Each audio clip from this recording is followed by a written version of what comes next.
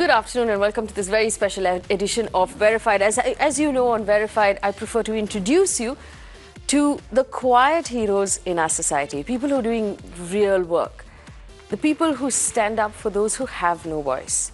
And today my guest is extremely special. I'm so excited to be able to introduce him to you. D. Sivanandan is a former police officer. He retired as the Director General of the Police in Maharashtra. He served as the Police Commissioner of Mumbai.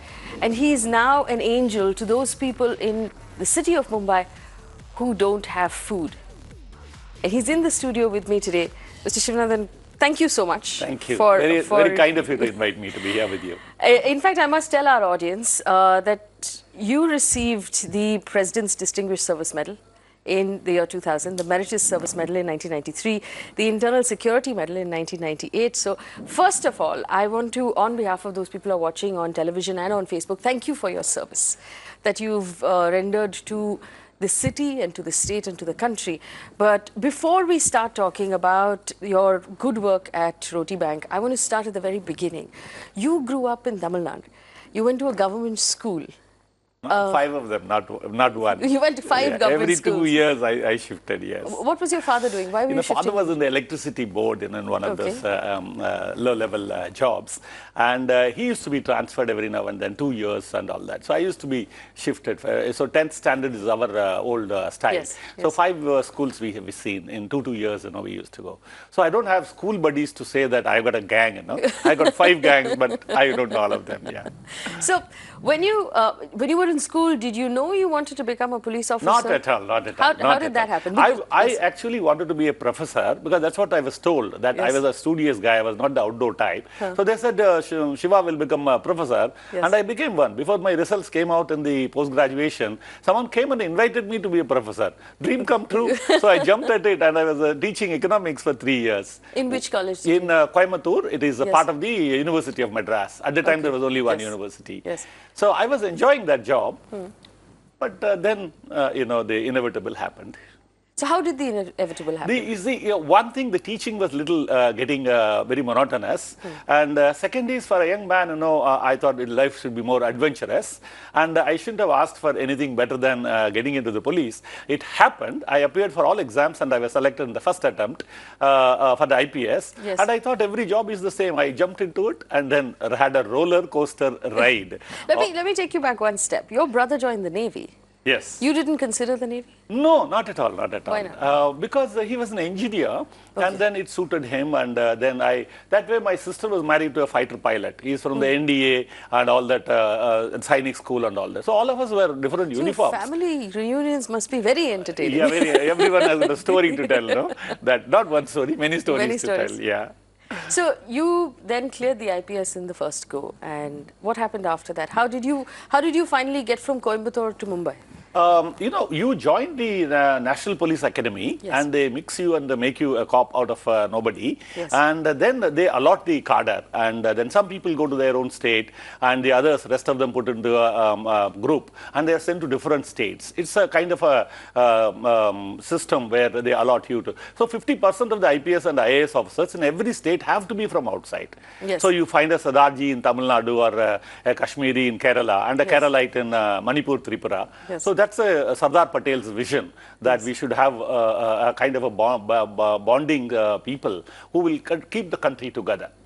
So I am here in Mumbai. In Maharashtra. Where was your first posting in Maharashtra? Mine was Satara. Satara is that Shivaji Maharaj's seat of power. Yes. And then again I went there after a few years as Superintendent of Police. So twice Satara, twice Pune as Deputy Commissioner. And in between Sindhudurg as a Superintendent of Police, the founding Superintendent of Police, because it was just bifurcated at the time by the then CM. Then I worked in Satara again, and then State Intelligence and the Intelligence Bureau for 6 years. Then 6 years in the Mumbai Crime Branch, and 3 years in the Naxalite area as the Deputy Inspector General of Police, and 3 years as the Joint Director CBI West Zone.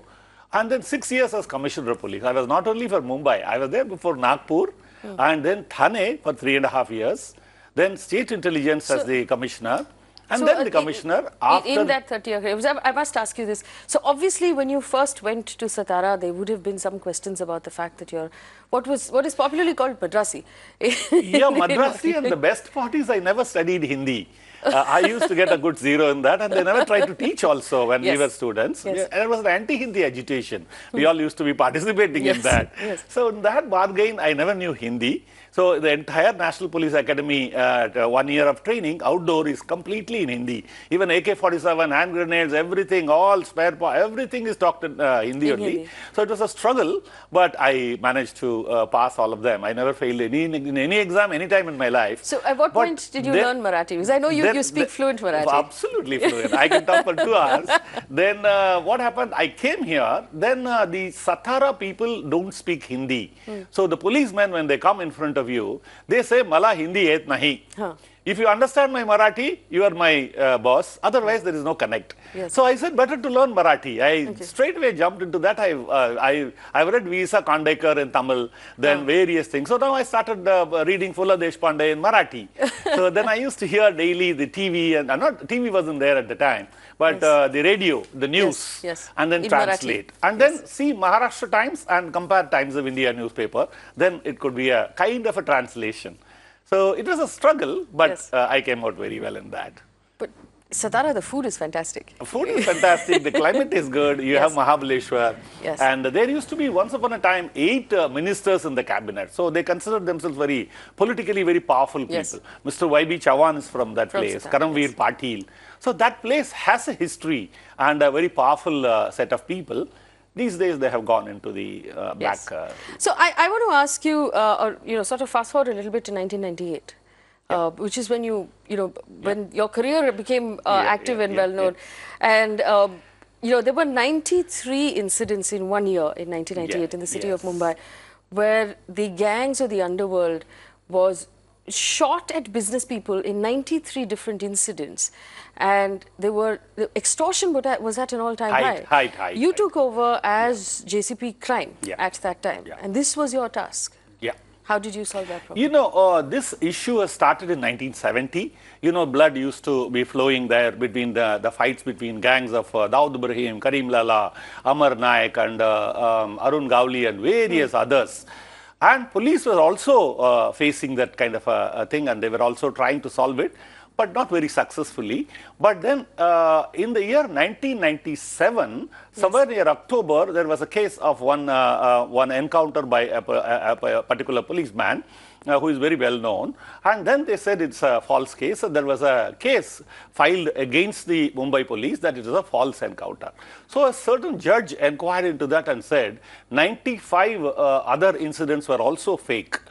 Then they were to be tried and things like that. So the police went into a frozen mode, and police was not going to take any action against. So in that bargain, the gangsters who were building up their strength from 1970 to 1998 had become so emboldened that the courts have tied the hands of the policemen. So they went berserk. So they used to shoot at policemen also, and anybody else who came in the way. In that bargain, as you rightly said, in 93 incidents, 101 businessmen were killed. The earlier in 95, if you remember, Gulshan Kumar of the T-Series, or Taqiyuddin Waheed of the East West Airlines, or Sunit Katav of Katav Mill. So like that, you know.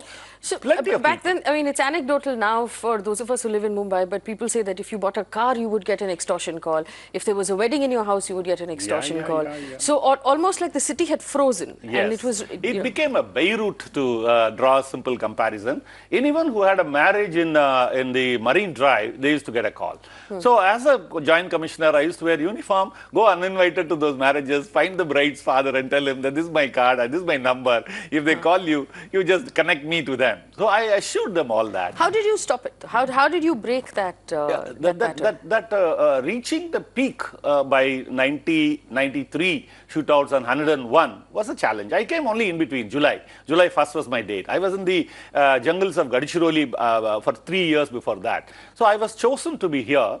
I came, I stumbled, I failed, and I got into high blood pressure and blood sugar. And all those things happened, and then I evolved. It took some time. Then once we had a grip of the events, it took time for me to build a team, then spruce up the law and what all we can do and all that. So it was a six-pronged attack which we evolved into. Okay. One was making a new law called the Maharashtra Organized Crime Control Act. Yes. Then other one was checking all the guns, illegal guns.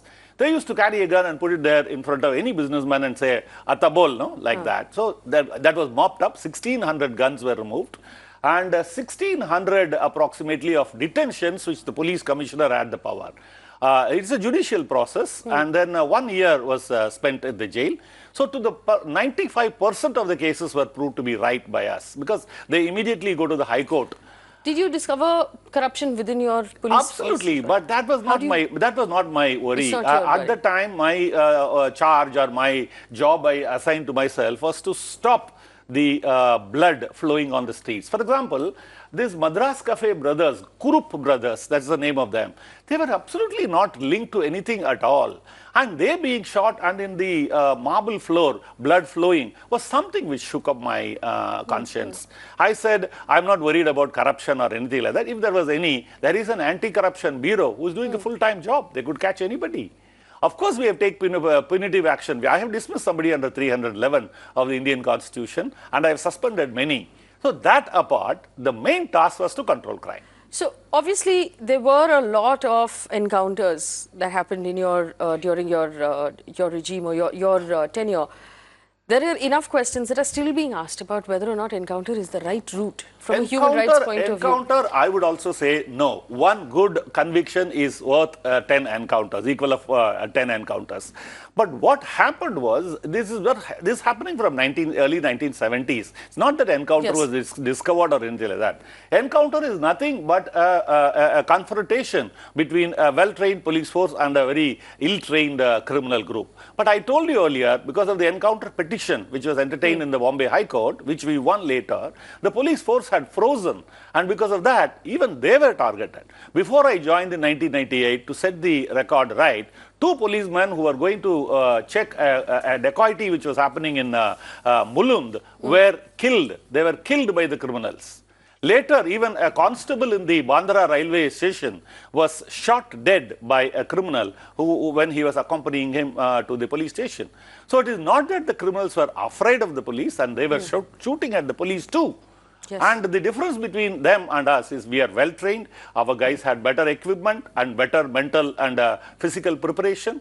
So we had to, but I want to set the record right that encounter is not a chosen option by us. Okay. I told you we had detained 1,600 people, recovered 1,600 weapons, criminals were arrested and they were convicted. Yes. For example, the famous JJ Hospital shootout of 1992, that Thakur, that dreaded gangster Thakur, we got him convicted with a hanging sentence in appeal. He got it converted into life. He's there in Sabarmati jail. So it was a multi-pronged attack. Encounter happened to be one of them. You were also part of several other marquee investigations, including the blasts of the 90s. And for a lot of, I know, officers in the force, those blasts actually it was a shock for anyone to see it firsthand, what had happened to the city on that day. You know, that time I was not in the police force directly. I was outside the police force on deputation. But I came in August 1993 to investigate that 1993 blast. Yes. That was really a bolt from the blue, and nobody ever thought it would ever happen like that. But you must know that December 1992, the Babri Masjid was brought down, and there was a riot, and there was a gap, and there was one more riot, and then March 12th was the date. That is the time they had brought 4,000 kilos of RDX, 2,000 AK-47s, 2,000 hand grenades, way beyond anybody's imagination for Mumbai to take that kind. They had used, luckily, only 300 kilos of RDX, and other 3,700 we removed from Nagla Bandar of Thane. So that way, it was very, very shocking for anyone to do beyond imagination that. And number of people died was the highest, 2,257 on record. And also missing people are too many. And the property is blown up. was unbelievably, the values very How high. difficult was that investigation for you? You know, that investigation was very difficult, but we had a few lucky breaks. For example, that vehicle which carried weapons and hand grenades, there was a small blast of a detonator in the van opposite to early Siemens office, and that vehicle was registered in the name of Rahin Memon. Yes. So that kind of a breakthroughs. Then we raided their house, and I was there on the spot with the Joint Commissioner, Mr. Raman Singh, and others. Those keys were there of those unblasted motor vehicle, scooter-bound bombs. They were in that Gold Devil and various other places, Dadar and other places. And you found them in time. So we found them, but it was very hard work. I want to say it was a combined work of all. Nobody, one person can ever claim credit that I did this. It was a hard work for everybody. Crime branch was a challenge. They charge sheeted the case by November or even before that. Then the CBI took over. So I want to say the Mumbai police, given a task or given a challenge, they will rise up to the occasion and solve any issue. They solved it absolutely beautifully. Except that one day before the family flew away. Yes. That is one day before the blast. Nobody could imagine. You made an attempt as well through your team to bring back Chota Rajan when he was in hospital in Thailand. Yeah, that it didn't happened. work out. I actually went through the MEA, and we followed the system of extradition. And I did go to Dubai also, part of CBI, and then we had arranged for the signing of the thing between the then Deputy Prime Minister and the other side. Because of that, about 20 odd people have come. Even this Christian Michael, Yes. that is all part of the same series. But then this Chota Rajan business didn't work out. We were going through the MEA and sending all the papers and all that kind of thing. Are you disappointed Chota Rajan and Dawood Ibrahim still not brought to the book? Absolutely, no doubt about that. Because that will be the pinnacle of the story which we are talking about. Because except them, all others have been pruned. I would use the word consciously here. They have been pruned. In Mumbai, the taste of the pudding is that from 2002 to now, there has not been a shootout. Except the J-Day 2004. Yes. One shootout of that, one attempt on Iqbal Kaskar, that is Dawood's brother, attempt. Otherwise, it is absolutely peaceful. Marriages are happening, buildings are happening. Very large marriages are happening. very large marriages. Very large marriages are happening. And of course, the economy is getting benefited out of that. So as an old professor of economics, I'll be happy that money is flowing into the economy. So I also want to ask you this. We understand that the CBI will have a new director in the next today. Yes. Do you believe that a lot of irreparable damage has been done to the reputation of the CBI? As a former CBI officer I spent 1,000 days there in CBI. I used to look after Rajasthan, Gujarat, Goa and Maharashtra, Joint Director West Zone. And it was a fantastic organization, and all officers were taken on deputation and they were sent back and all that kind of thing. They had a good, all the high courts and the Supreme Court had a very high regard for CBI, and the integrity, impartiality and industry is the motto of the CBI. But unfortunately, in the last few years, it has been sullied. The name and reputation of CBI has been sullied. It will take a long time for us to set it back on the rails and bring it back to its old glory. I have been very proud about the achievement of the CBI, and I am highly disappointed that these things happen. We shouldn't have allowed these things to happen that way. The government should have, before you ask me, I would volunteer to say that the government should have intervened effectively before this thing blew up. You have two young daughters yourself. Was your family ever worried about your safety? They were never in the picture. They were not worried at all. They used to be absolutely free. I never carried a gun and never carried a constable, never carried the so-called protection, because that actually doesn't work. Carrying a constable and guns is not very effective protection. So I thought I'll protect myself. So they were not involved in the whole thing, and they were not even aware. But of course, the general... So as far as they were concerned, Appa's going to office. Yeah. They don't know what you were doing in the office. They're small. They had their own things to do, so maybe that. But they would. Somebody else would have told them. My wife also would have. Somebody else would have briefed her. But no, they were not very much worried. They were not. Yeah, they were fully supporting that way. Yes. I must come now to what the work you're doing at this point with Roti Bank, which let me also tell you, I find very moving. It's a very beautiful service you're doing to society, where basically, from what I understand, you're picking up or you're rescuing food from weddings and from large parties and restaurants before it goes bad, and you're feeding people on the street. How did this start, and how many people are you feeding right now? You know, I've seen hunger. and I have got personally been party to it. And also I've seen hunger and poverty in the jungles of Gadchiroli and various other places. In the city, I was DCP, additional CP, joint CP and commissioner also. So I have seen how the street children are now going around and not getting any adequate help and food and education and all that. And I also thought that this poverty and this kind of a thing growing at this rate can increase crime rate. Yes. So if you want to control crime as a cop, I thought we should take care of these people, and also ameliorating this poverty which is going galloping kind of a thing. The gap between the rich and the poor is growing very high. Yes. The middle class is vanishing that way. So I thought the amount of food which is going waste is almost 1000x. If we need 1x food, 1000x food is going waste. Now we are trying to bridge the demand and the food which is going waste. It is not supply. I didn't use the word supply because it wasn't getting supplied. Yes. So thousands of other organizations in the length and breadth of the country are doing it. We are doing it in Mumbai because Mumbai is the financial capital, and we should see that people are taken care of. The hub of the difference between rich and poor is Mumbai. You can see the ultimate difference. The marriages difference. And other things which you mentioned earlier is the... I am also going to ask you how we can help. People who are watching, how can they get involved? How can they lend a hand? But before that, there is a question that has popped up for you on Facebook where people are saying, will you join politics? Never. Why Not at all. Not even one vote I will get. Please tell your viewer, I'm telling your viewer directly that my kind of people won't get even one vote, you know.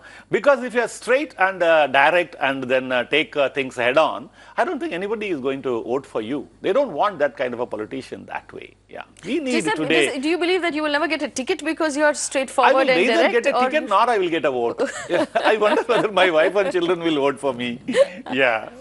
Okay, so let's come back to Roti Bank. Obviously, for restaurateurs and for people who are watching right now, if you can lend a hand in any way, we would be grateful. But for the ordinary citizens, anybody who's watching, how can we help? The ordinary citizens can do a lot. Even if the children of a school, for example, collect 2 rotis once in a month, it will become 500 to 1000, and that we can feed them. Ordinary people can see that the food is not wasted. Yes, but there's a challenge. Let's assume there is a function in the house, some sort of engagement, some puja. I know that there will be leftover food. How do I get it picked up, and how do I make sure it reaches you? You just give a ring to that number, which is there in the logo. And so we're going to put it on the screen. I think we have that number. Yeah, There's Roti Bank Foundation. That's the website. And the number will come up on the screen as well. Yeah, yes. It's here. I've carried it for reference. So we just give a phone. You give a ring, and the only thing is because of operational reasons and economies of scale, people ask a question as to how much food is there. So if it is more than 20 people, then our vehicle is worth going from this end to the other end. Yes. Otherwise, the operational cost is there. We have to pay for the drivers and the cleaners and the fuel and various other things. As on today, we have got 3 vehicles. I want the people to contribute, help me getting more vehicles. CSR would be a great help. Yes. And the ordinary people definitely can be aware. They can see that the food is not wasted. And restaurateurs can call us and tell us. And any prosecution or anything kind of thing, they need not worry. I can take care of that. Yes. I will take the burden of that. And contaminated food, we will have to check and see that it is not given. You check all the food before you distribute. Physically, you did say that you can't pick up after 9 p.m. So ideally call... That is due to capacity building. When I build capacity, I will definitely. What we don't have today is an office, lack of an office. We are yet to grow. We are just 1 year old. When I get an office, maybe I can buy a freezer, I buy a microwave, and then I store it and then recycle it tomorrow. But the point is, I consider personally that food stored and heated and frozen gets bad. You know? I today deliver within 60 to 90 minutes of collection. How many people are you feeding, and what is your goal? We are feeding 1,000 people in the last 1 year. So we have reached beyond 3.5 lakhs in the last 1 year. And now my target is 3,000 meals a day, so that we want to reach a million meals. A million meals. In fact, I have some messages for you. Akhilesh says you are an unsung hero. And Vibhuti says, very good initiative. Kavita Thomas says, what a great guy. I must agree with her. Thanks a lot. They're so nice. Faisal but I want to say that salute to you. unsung hero is not true, because so much of encomium and praise has been heaped on me, deservingly or undeservingly. And I'm not looking for any more thing. I want to tell your viewers, I'm doing a silent work. And having come here and meeting a personality like you is to see that the cause is celebrated. In fact, I just want to play out some of the bites of people you have fed who spoke to our camera. That's nice. Can we play those out, please? गरीबों का बहुत बड़ा help हो रहा है। रोटी bank जो चालू हुआ है ये बहुत अच्छा काम है। ऐसे कई ब्रांच खुलना चाहिए और खाना हर गरीबों को मिलना चाहिए। हमारे लिए उन लोग अच्छा हेल्प करते हैं। हम लोग गरीब लोग हैं, इधर पे रहते हैं, आते हैं, हम लोग का थोड़ा दो पेट भर जाता है। इतना मेहरबानी, जब गरीब को ला के खिलाते इतना ही बहुत मेहरबानी। बाल बच्चे उसके इतने खुश है, स्कूल पढ़ाते, इधर लेके जाते, उधर लेके जाते, यही बच्चे लोग का खुशी है बेटा हमारे। मेरा तो बोलने का एक ही मतलब है, बहुत बहुत आप ऐसा आते हैं, बहुत अच्छा लगता है। हम लोग, हमारे बच्चे लोग को थोड़ा बहुत मिलता है, थोड़ा सहारा हो जाता है दिन भर। Well, at the end of the day, in this country, Andan is love. This is the biggest service you can do to the people. So for anyone who's watching who wants to help in any way, the website is at the bottom of your screen. So is the phone number. You can get in touch with us and we will pass on the contacts as well if you need to. Roti Bank needs new vans, new vehicles. It needs money. It could use an office. And if nothing else, then just food. Also, perhaps volunteer and help you distribute the food on days that you have. We are getting plenty of help from the college students. Yes. ISDE, ISME, Shah and Anchor College, Ratnam College and so many. The other day I met Professor Bidwe of the University of Mumbai, signed a contract with him that 47,000 NSS volunteers would be available for us. At 10 hours contribution of time they will do. Yes. So it's gaining momentum. And with your kind of help, I'm sure it's going to be much better than before. Yes. I would request people to celebrate their birthdays and other memorable days of their lives by contributing money so that we can go. So if just one meal costs 40 rupees, freshly cooked meal consisting of roti, dal, sabji and rice. So that if they can contribute, instead of doing other things, if they can just contribute even a 4,000 rupees, about 120, 150 people can be fed. We concentrate on Tata Cancer Hospital area, KEM and various other places. So you are feeding people outside of these... Outside. Inside we are not allowed. We are not allowed. And that's really important because a lot of times in these hospitals you have people who come from other parts of Maharashtra. They come to the city for treatment and they have no place to live. So they're actually sitting on the footpath outside the hospital and they're not being fed because they don't have access to I fully agree. They look good, they look middle class and they are well dressed. So people ask me, why are you feeding these well dressed people? They are not poor. But my point is they have come from Manipur, Tripura or Kanpur or Lucknow or very far off places. And they can't stay for too long until the patient is getting recovered. So I sympathize with them and give them food. They deserve it. They really deserve it. As a city, we have to host such kind of people and see that their people become well and good and go back home healthy. Mr. Sivanandan, thank you so much for speaking with us and for the service that you do, or should I call you Anna Sahib, like they used to call you in the force. We've run out of time, but it was such a brilliant conversation and I wish you very good luck and of course pledge any help that we can give you from the chat. Very kind of you.